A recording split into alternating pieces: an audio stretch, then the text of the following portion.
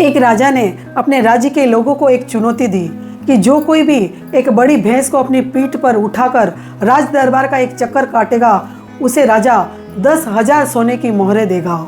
ज़्यादातर लोगों ने राजा की बात को सुनकर हंसने लगे, पर कुछ लोगों ने राजा की चुनौती को स्वीकार किया और एक के बाद एक दरबार में जाकर भैंस को उठाने की कोशिश की। कुछ लोग तो नीचे गिर गए।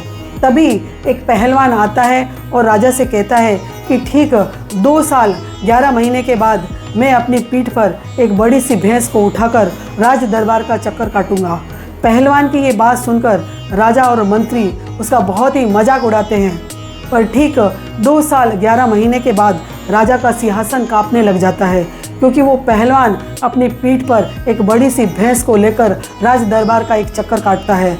तब राजा कहता है, असंभव, मैंने तो नगर जन का मजाक उड़ाने के लिए ये चुनौती दी थी, पर तुमने ये कैसे किया? तब पहलवान कहता है कि 2 चीज़ है महाराज। पहला, अगर लक्ष्य असंभव लगने लग जाए तो उसे इतना छोटा कर दीजिए कि वो तुम्हें आसान सा लगने लग जाएगा। और दूसरा, हर रोज़ बिना एक दिन भी चूके अभ्यास और मेहनत कीजिए। जब ये भैंस 1 महीने की भी नहीं थी, तब से लेकर आज दिन तक मैं हर रोज़ इस भैंस को अपनी पीठ पर उठाने का अभ्यास कर रहा हूँ और धीरे धीरे इस भैंस का वजन बढ़ने लगा और मेरी शक्ति बढ़ने लगी। इस तरह हर रोज़ अभ्यास करने के कारण ही मैं इस भैंस को अपनी पीठ पर उठा पाया हूँ।